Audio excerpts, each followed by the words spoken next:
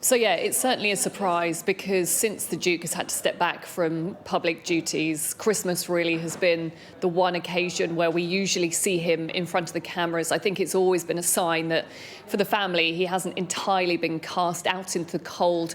He's there on Christmas morning in front of the cameras as they walk to church with crowds around them. Last year, in fact, he was there with Sarah Ferguson, and people thought, well, look, this is an increased thawing of relationships when it comes to the royal family. But yeah, we understand that there has been this decision now that both Prince Andrew and Sarah Ferguson are not going to go to Sandringham. Why exactly they've made that decision isn't entirely clear.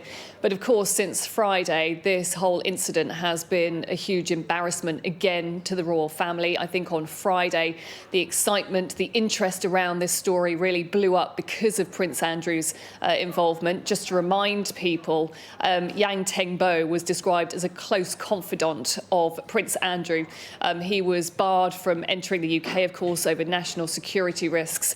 We also know that he was invited to the Duke's birthday party in 2020, and at the time he was told by Prince Andrew's aide Dominic Hampshire that he could help in potential dealings with Chinese investors. And the judge also said that it seemed that the Chinese businessman had an unusual degree of trust from the royal. Also, it was surprising on Friday that we actually got a statement from Prince Andrew's team. Of course, he's no longer represented by the palace formally, and they said that the Duke had ceased all contact with the businessman after concerns were raised by the government. It's not entirely clear when exactly the two men first met. Of course, we've got to remember that Prince Andrew was very busy, very influential in the business world, in the UK trade world between 2001 and 2011. He was sent around the world as the UK trade envoy, then had to, of course, step back from that due to the controversy around his relationship with the convicted paedophile Jeffrey Epstein.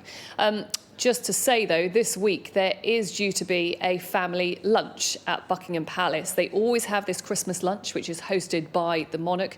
We don't know exactly whether Prince Andrew will go for that.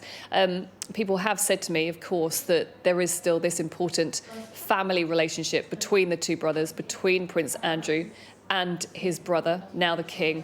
But yeah, it is causing huge embarrassment for the royal family. And I think it sounds like it's been expected that Prince Andrew will not be there in Sandringham to try and try and move away from some of that embarrassment.